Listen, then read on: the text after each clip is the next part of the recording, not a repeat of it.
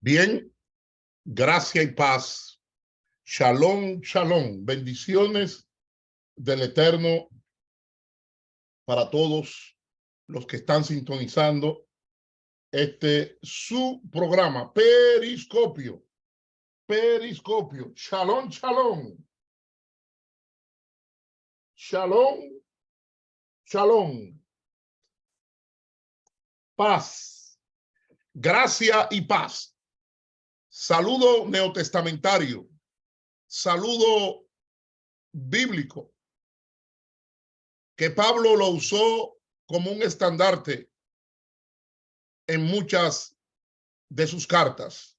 Gracia y paz, shalom y charis, porque de ambos pueblos hizo uno. Hoy, periscopio con el tema títulos falsos, títulos usurpados e intrusismo.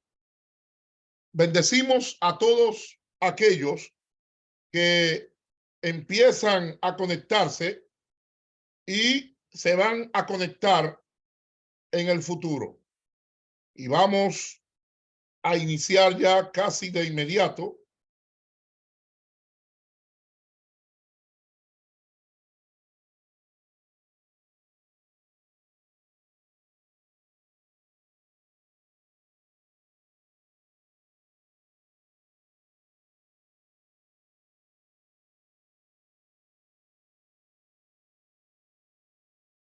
ya estamos en vivo, estamos en vivo, periscopio, con un tema interesante que está caliente en las redes. Títulos falsos, títulos usurpados e intrusismo. Bendecimos la vida de cada uno de los que se están conectando y se van a conectar en los programas o en los próximos días. Así que vamos de inmediato a iniciar su programa de periscopio. Periscopio. Bien. En este programa, en esta primera parte, porque vamos a hacer más de una entrega para no abusar del tiempo de los que se conecten y de los que vean esta serie. Hoy vamos a ver la primera parte de lo que son los títulos falsos, títulos usurpados e intrusismo. Empezamos primeramente con lo que es la designación de lo que es un título. Un título, por definición, es una designación o nombramiento hecho a una persona que lo acredita para que ocupe un cargo en función o ejerza una profesión y por el cual la persona adquiere la obligación de ejercer la función del cargo, los derechos, los deberes y las responsabilidades de su profesión. Esa es nuestra definición o primera definición de lo que es el título. Ahora bien, en segundo lugar, el título es una credencial, es una certificación, es un certificado académico, nombramiento o diploma que otorga, concede y permite a un facultativo ejercer una profesión con pericia, talento, habilidades y destrezas. Y es importante que nosotros entendamos que todo título o los títulos están representados en tres planos, niveles o representaciones. los títulos están representados en 3 planos, niveles o representaciones. ¿Cuáles son estas? Está el plano social en primer lugar. En segundo lugar está el plano ético o moral y está el plano jurídico. Plano social, plano ético o moral y plano jurídico. Entonces, ¿qué ocurre? Que cuando hablamos del plano social o la representación en el plano social, estamos hablando de un oficio, una profesión, asignación, vocación, actividad, servicio, ocupación, función y carrera. Ahora bien, cuando hablamos en el plano ético o moral, estamos hablando del llamamiento. Ojo con esto. En el plano ético o moral estamos hablando del llamamiento, la inclinación, la preferencia, la tarea, el trabajo, el quehacer y el desempeño. Nótese que este plano ético o moral se transfiere, hace una transferencia obligatoria a lo que es el mundo espiritual, a lo que es el plano ministerial. Obligatoriamente, el plano ético, como incluye llamamiento, incluye inclinación, preferencia, tarea, trabajo, quehacer y desempeño, obligatoriamente hay que hacer un traslado al plano espiritual y al plano ministerial, al igual que el plan o plano social en lo que representa. Lo que ocurre que el plano ético moral es directo porque tiene que ver con un llamamiento el cual está en la persona. Ahora, en tercer lugar está el plano que representa lo jurídico, el plano jurídico. En el plano jurídico estamos hablando de un derecho, estamos hablando de una obligación que representa una causa, razón, motivo, dedicación, esfuerzo, laboriosidad, producción, determinación y sobre todo una vivencia. De modo que cuando hablamos de título, estamos hablando de una palabra o expresión que es el documento, que es la obra, que alude a la dignidad, al cargo, posición, título de autoridad o de nobleza que se asigna a una persona. Hablemos de los títulos académicos, porque existe en estos días mucha confusión acerca de los títulos académicos. Y para fines de uso estamos usando lo que es la nomenclatura de la última edición del libro de la UNESCO. La nomenclatura de la última edición del libro de la UNESCO para fines de los que les gusta que le den las fuentes. Entre otros diccionarios de los múltiples que tenemos, tanto de la Real Academia Española como diccionarios enciclopédicos, los cuales ahora, por razones de tiempo, no vamos a mencionar uno por uno. El título académico es una certificación que una entidad otorga a una persona. Bueno, pero esa certificación viene por varias razones. Primero, por cursar estudios estructurados, presenciales, de unidades, modulares, o sea, por módulos intensivos y online. Esta es la última clasificación de la UNESCO, que es la Organización de las Naciones Unidas para la extensión y difusión de la educación y la cultura. Ahora, en segundo lugar, está lo que llamamos el título académico por reconocimiento.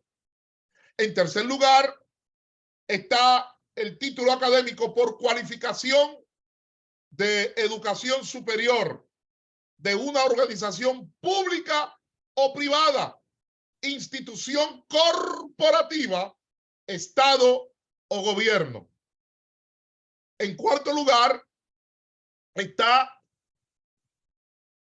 el título por cualificación de una institución no gubernamental, privada o religiosa por aprendizaje anterior. Repito, en cuarto lugar, por cualificación de una institución no gubernamental, privada o religiosa. Ojo, hemos visto en los últimos 3, 4, 5 meses que hay una confusión, que es una confusión jurídica, especialmente aquí en los Estados Unidos, porque no conocen los códigos, no conocen las reglas, no conocen las leyes de la separación de iglesia y Estado. Lo repito, no lo conocen. La separación que existe entre iglesia y Estado. Por ejemplo, usted nunca va a encontrar que el gobierno va a decir, aprobamos tal o cual instituto bíblico, porque eso compete a la institución previa que ya fue aprobada a nivel religioso, a nivel privado o a nivel no gubernamental, porque el gobierno en la separación de iglesia y Estado le da prerrogativas que veo que muchos las desconocen. Por eso la institución X no gubernamental, privada o religiosa, tiene lo que se llama la prerrogativa de la educación de su organización. Por eso, aquí en los Estados Unidos, los judíos, oiga este detalle, los judíos tienen una jurisdicción curricular separada del Departamento Regulativo de Educación, aunque está incluido en el Departamento de Educación, tanto de la ciudad como del Estado, porque esta es una nación confederada, compuesta por 50 estados, más el Estado Libre Asociado de Puerto Rico, que se encuentra en el Caribe, aparte de las islas y los fideicomisos que tienen los Estados Unidos de Norteamérica, en Asia y en diversos lugares del mundo. Entonces, en cuarto lugar, repito, por cualificación de una institución no gubernamental, privada o religiosa, por aprendizaje anterior. ¿Por qué?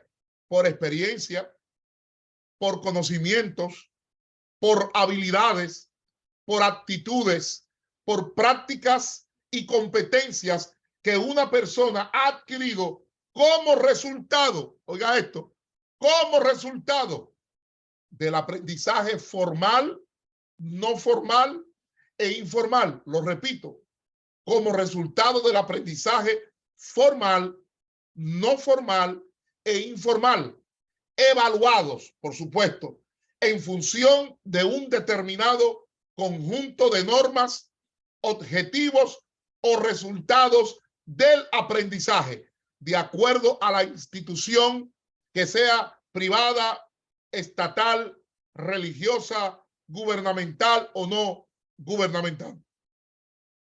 Tenemos en quinto lugar lo que es el título académico o certificación por convalidación y currículum vitae. El título académico por convalidación y currículum vitae, que se parecen, se asemejan, porque muchas veces, por ejemplo, aquí en los Estados Unidos se habla de resumen, se parecen. Ahora, currículum vitae, hay una línea muy fina entre resumen y currículum vitae a la hora de someter las pruebas de la capacidad, habilidades, títulos adquiridos y cursos que la persona ha hecho.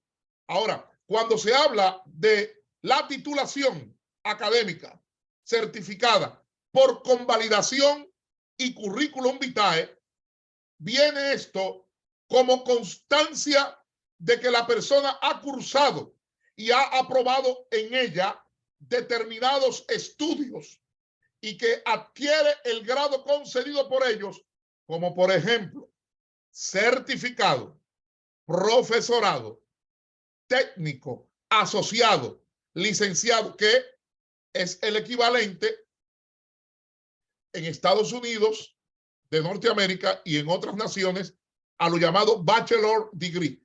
Bachelor's degree. No es lo mismo un bachillerato en los Estados Unidos que un bachillerato en Latinoamérica. Son niveles y grados totalmente diferentes. ¿Por qué? Porque la connotación de un bachillerato en Latinoamérica es que ha ido a lo que se llama una escuela superior, una preparación. Esa fue la causa por la cual, por ejemplo, la Universidad Autónoma de Santo Domingo, que es mi alma mater. Mi alma mater. ¿Cuál es el alma mater del doctor Paulino? La Universidad Autónoma de Santo Domingo, la UAS. Duélala a quien le duela, primada. Oiga bien, la primera universidad de América. Pero ese es otro tema. Entonces, por convalidación y currículum vitae, incluye la constancia que se da, que puede ser certificado, profesorado, técnico, asociado, licenciado, maestro o magister, que es el equivalente a master degree aquí en los Estados Unidos, doctor. Hay un tema que vamos a exponer. Cuando a alguien se le da el título de doctor, ¿qué debe de saber? ¿Qué debe conocer? Porque una cosa es saber y otra cosa es conocer. Una cosa es saber y otra es conocer. Hello, lo demostramos esta semana pasada y esta misma semana con lo que es la omnisciencia de Dios y la omnisapiencia de Dios. Una cosa es omnisciencia y otra cosa es omnisapiencia. El título de doctor, un título, caramba, que todo el mundo lo desea, un título que todo el mundo lo quiere. Señores, estudiar no es fácil. Está el PhD, el PhD, Philosophy Doctor. Doctor en filosofía en una rama, por supuesto, específica, aunque existen universidades que dan el título de doctor en filosofía con una malla curricular que es integral. Abogado, médico, ingeniero, posgrado. Hay una gran confusión entre lo que es posgrado y especialidad. Señores, existen universidades que tienen lo que se llama unidad de posgrado, de estudios, unidad de estudios de posgrado y de educación permanente. Todas las organizaciones religiosas deberían tener una unidad de posgrado y de educación continuada y de educación permanente, por la sencilla razón de que el conocimiento va evolucionando, el conocimiento es progresivo, el conocimiento y la información y la iluminación es progresiva. Usted no puede quedarse con el conocimiento viejo, usted no puede quedarse con el conocimiento pasado. Es una revelación, iluminación e información que es progresiva. Entonces, una cosa es posgrado y otra es especialista. Está la educación continuada, está la educación permanente, están los intensivos y están los diplomados, entre otras materias, carreras y asignaturas. Bien, tenemos que obligatoriamente definir lo que es falso. Lo que es falso viene del adjetivo del latín falsus, y falsus proviene o es proveniente de fallere, que significa engañar. Lo falso es algo que no es verdadero, no es auténtico, no es verdadero, no es auténtico, no es correspondiente a la verdad. Sí, así es. Lo falso es algo que no es real, es solo aparente, es engañoso, es fingido, es igual que un traidor o un impostor. Y en esto me llama la atención el caso que estuvo caliente en semanas pasadas, donde una persona que una periodista entrevista, que supuestamente, bueno, supuestamente no, entrevistó a dos, una con licencia, oiga bien, y otra sin licencia. Primero va a la que no tiene ni los títulos ni las licencias. Primero va, esta periodista va, primero da la cara, va al sitio. Es una investigadora excelente porque da la cara, va presencial, tiene pantalones, tiene correas y da la cara y se presenta físicamente al lugar. Una investigadora excelente, independientemente de los epítetos que a nivel religioso, a nivel cristiano, a nivel evangélico, a nivel social le puedan tildar. Al César lo de César, a Dios lo que es de Dios, y cada pan debe ser con su queso. Recuerdo que ustedes están en su programa Periscopio. Periscopio.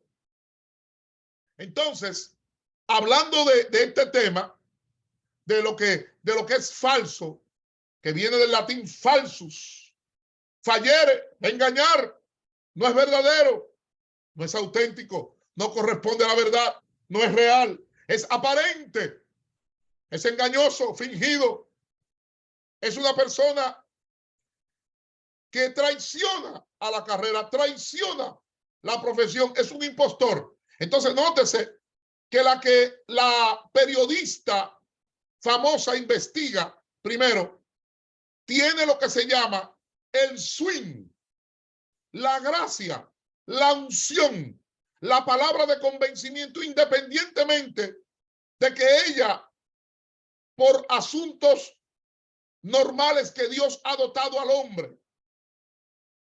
Oiga bien, porque eso, ahí entra lo que es la espiritualidad del ser humano.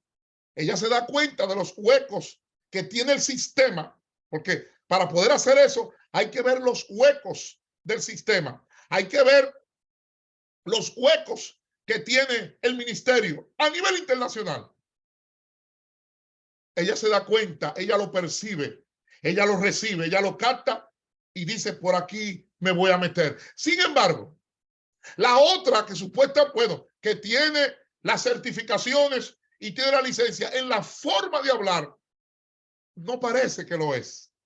No parece que lo que ella ha estudiado lo vive. Sin embargo, la otra que acusan de ser una pseudo doctora,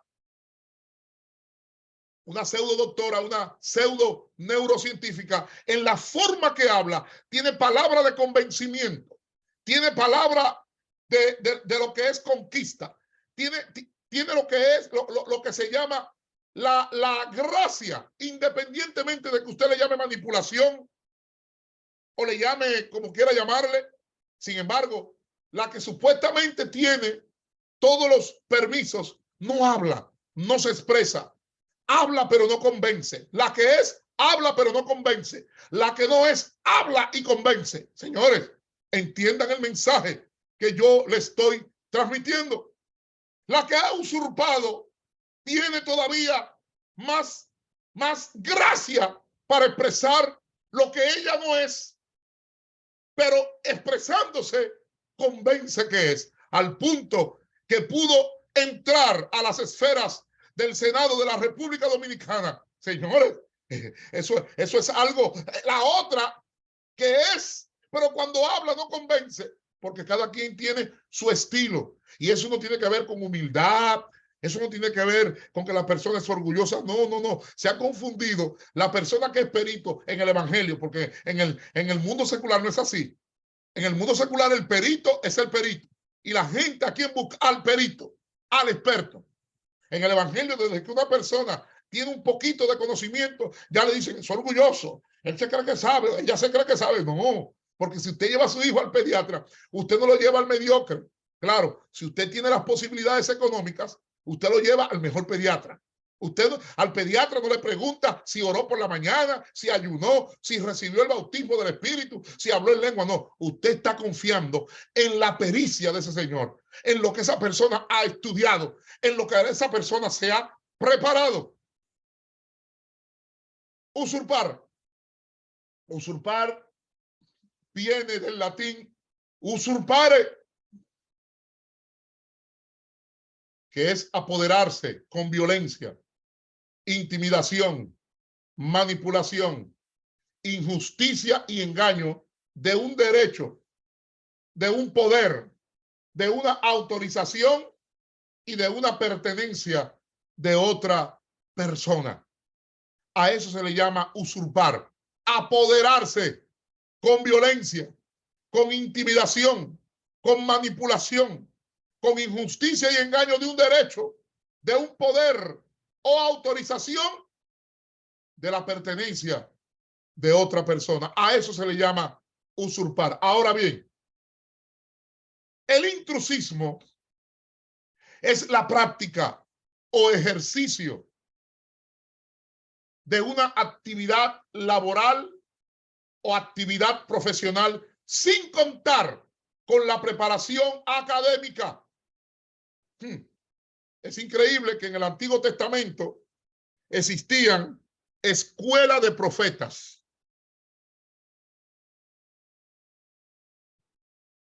Y ya hemos hecho publicaciones en las redes de lo que se hacía en esta escuela de profetas. Estas escuelas tenían establecido parámetros en cuanto a la enseñanza de lo que ellos consideraban que eran las leyes divinas, las reglas divinas, las reglas sagradas para el ejercicio de lo que se llama o se llamó posteriormente el profetismo en Israel. Aclaro, el profetismo no es original de Israel. El profetismo ya existía antes de Israel existir. Los profetas existían antes de que Israel existiera como nación. Entonces, el intrusismo es la práctica o ejercicio de una actividad laboral o actividad profesional sin contar con la preparación académica ni la autorización que éste exige. Ojo, pregunto, ¿habrá intrusismo en el ministerio cristiano? ¿Existirá intrusismo en el ministerio protestante? ¿Habrá intrusismo en el ministerio evangélico? ¿Cómo pudiéramos calificar el mundo pentecostal, donde muchos han tomado la muletilla de que lo hacen por el Espíritu? Porque una cosa es hacerlo por el Espíritu y otra cosa hacerlo por el Espíritu. Repito, no es lo mismo hacer las cosas por el Espíritu que hacerla por el Espíritu. Y esa muletilla la han tomado especialmente aquellos que se les hace difícil por un asunto de bloqueo mental poder estudiar, porque estudiar no es fácil. Alguien me preguntó que qué era más fácil, si tirarse de rodillas o fajarse a estudiar. Tenga usted la respuesta. Alguien me preguntó que qué era más fácil, si meterse en un ayuno de 3 días y 3 noches o fajarse a investigar. Alguien me preguntó que era más fácil agarrar el micrófono y empezar a decir que se ven ángeles, querubines y serafines descendiendo, o trazar de forma exegética, homilética y con gracia las sagradas escrituras. El intrusismo, lo repito, es la práctica o ejercicio de una actividad laboral o actividad profesional sin contar con la preparación académica ni la autorización que ésta exige. Ahora bien, tenemos lo que se llama el intrusismo laboral o intrusismo profesional. Es un delito que consiste en realizar actos propios de una profesión sin poseer el título y la capacitación para ello. En este sentido, los actos propios de una profesión son aquellos que forman parte de la actividad profesional recogida en el título, que exigen lo que se llama en leyes jurídicas o en jurídica un lex artis o una lex artis. ¿Y qué es una lex artis? Consulté dentro de los diccionarios que tengo el diccionario panhispánico del español jurídico, que lo tengo en 3 tomos en la última edición del año 2023. Diccionario panhispánico del español jurídico. Oiga bien, el lex artis administrativamente y civilmente es el conjunto de reglas técnicas a que ha de ajustarse la actuación de un profesional en el ejercicio de su arte u oficio. De modo que cuando usted une lo que es el intrusismo laboral o define lo que es el intrusismo profesional como que es un delito que consiste en realizar actos propios de una profesión sin poseer el título y la capacitación para ello. En este sentido, los actos propios de una profesión son aquellos que forman parte de la actividad profesional recogida en el título, que exigen una lex artis. Consúltese el diccionario panhispánico del español jurídico, año 2023, el tomo 1. Recordemos que es un conjunto de reglas técnicas a que ha de ajustarse la actuación de un profesional en el ejercicio de su arte, en el ejercicio de su oficio.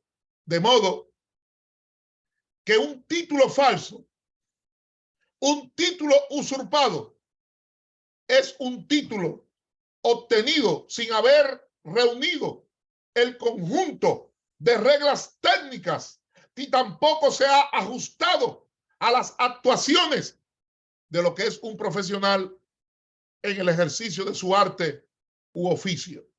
Tengamos en cuenta que título falso no solamente tiene que ver con lo secular, lo cual en una segunda entrega lo vamos a explicar, sino que también en el ministerio, perdón,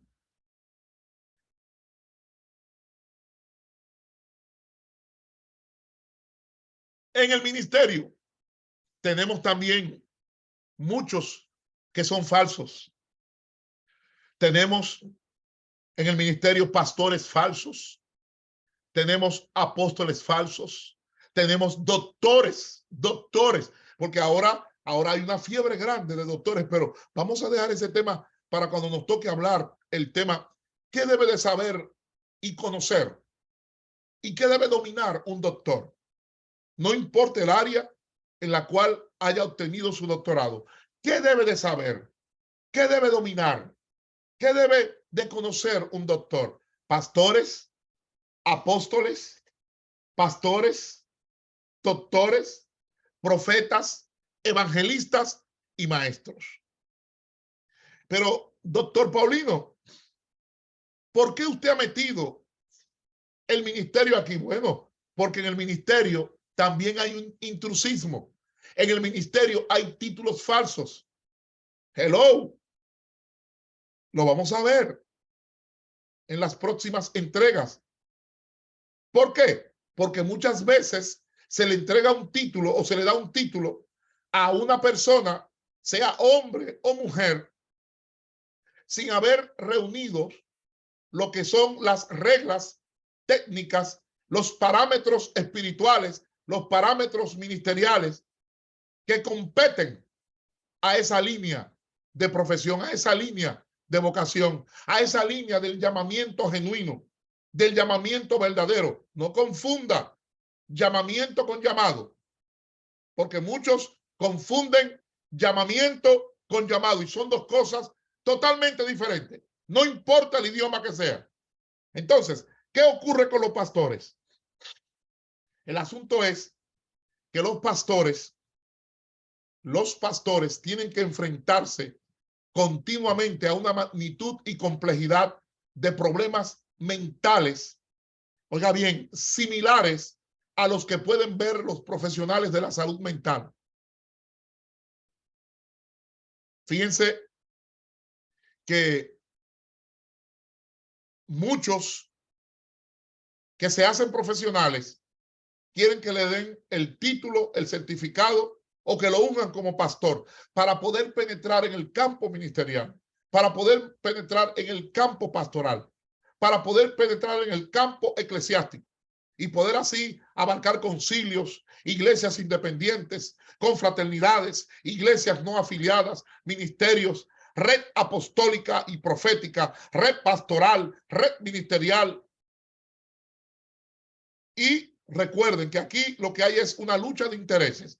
Por eso, oiga esto, lo voy a decir responsablemente, no existe una verdadera unidad en el ministerio. Eso es una falacia, eso es una utopía, falacia y utopía.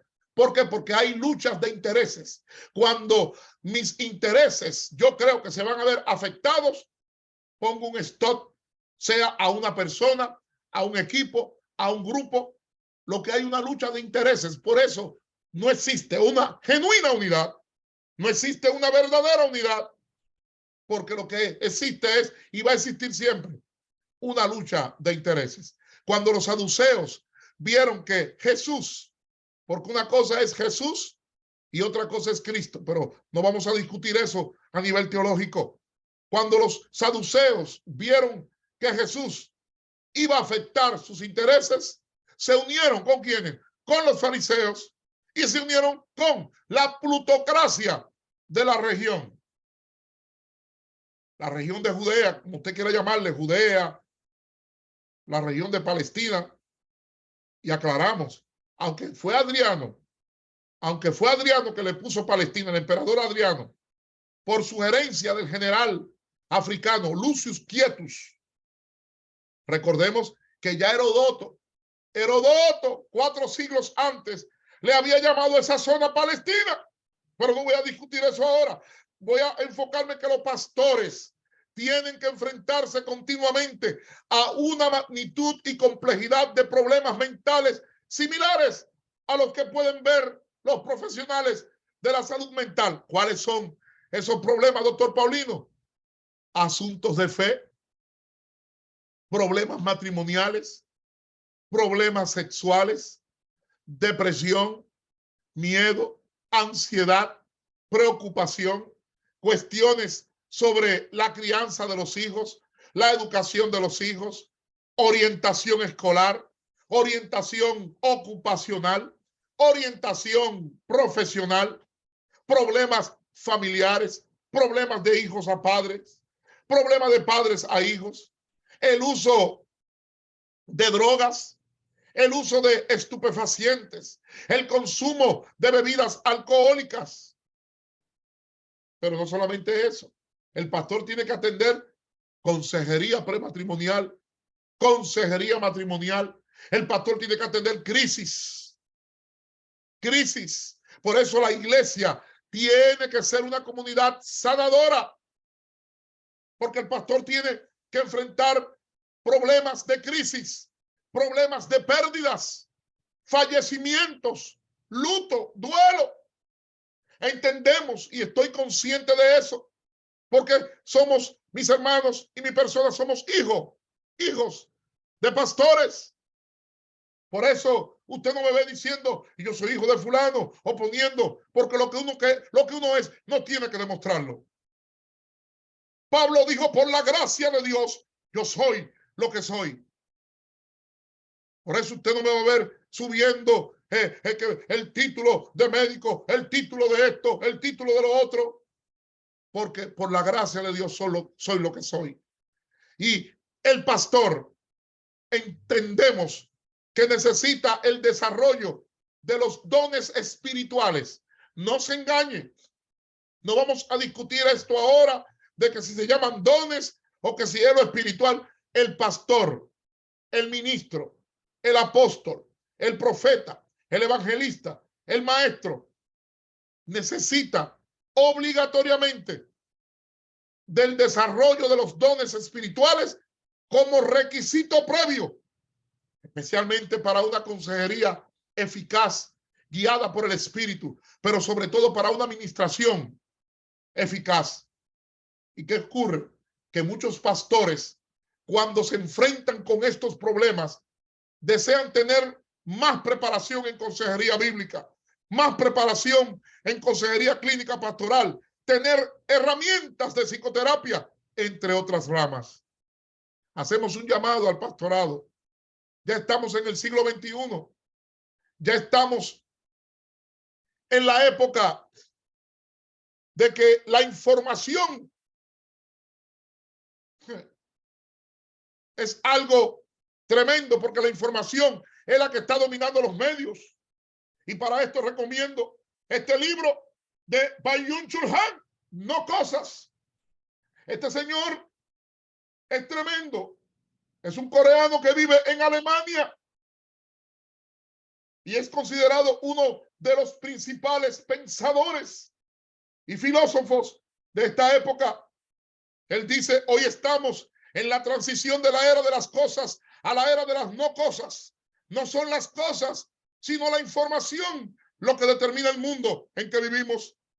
Y él expresa en la contraportada, el mundo se vacía de cosas y se llena de información inquietante como voces sin cuerpo.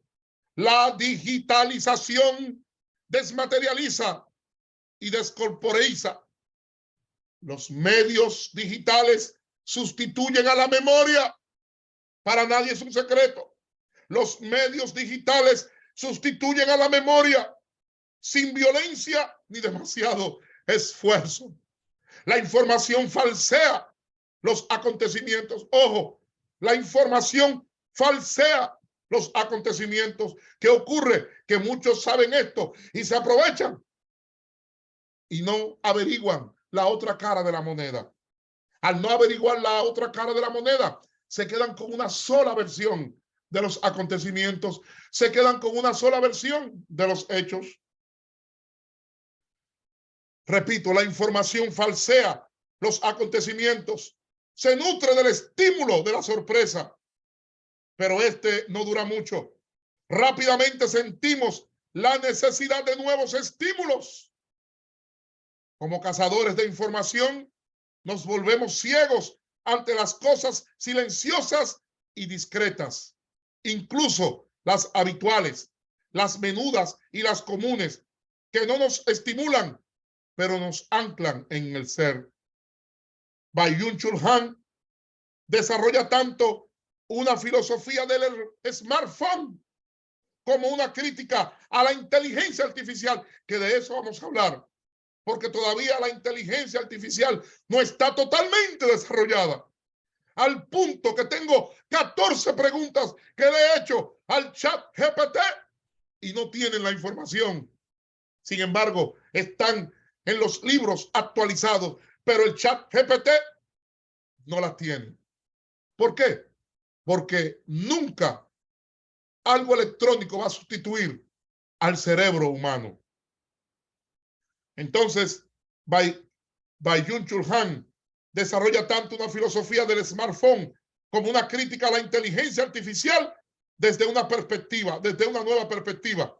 Al mismo tiempo, recupera la magia de lo sólido y lo tangible y flexiona sobre el silencio que se pierde. Oiga esto, reflexiona sobre el silencio que se pierde en el ruido de la información. No cosas, no cosas. Es lo que él trata en este libro, lo que son las quiebras de este siglo XXI, las quiebras del mundo de hoy. Ahí está. Lo recomiendo si usted quiere tener un pensamiento actualizado, lo que es la fotografía analógica de este siglo XXI. Volviendo al punto pastoral, aclaramos. José y Daniel los llamaron para aconsejar. Ambos oraron antes de dar el consejo que estaban dando. Ambos fueron conocidos como hombres en los cuales habitaba el Espíritu de Dios.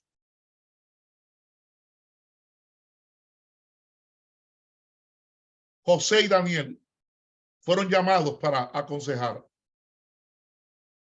¿Qué decir de Jesús? Jesús, hombre humano, lleno del Espíritu Santo, también se encontraba en situaciones críticas y las enfrentaba con compasión. Recordemos al joven rico. ¿Qué pasó con el joven rico? No voy a discurrir ahora, pero el joven rico estaba en una crisis existencial. Estúdielo para que lo vea. El joven rico estaba en una crisis existencial, preguntando sobre lo que debía hacer para heredar la vida eterna. Ya lo voy a exponer en un segundo acápite o tercer acápite. ¿Qué decir de Zaqueo? Zaqueo está atrapado. Zaqueo está amarrado en una crisis con respecto a su profesión. ¿Qué decir de la mujer sorprendida en adulterio? Que por cierto, el hombre no lo trajeron. La mujer sorprendida en adulterio confrontaba una crisis moral, una culpa moral. Y esa culpa moral no se va de la noche a la mañana. Esa culpa moral no se va tumbando a alguien en un momento y que ya se le quitó como una varita mágica. Porque si fuera así, todos los problemas estuvieran resueltos.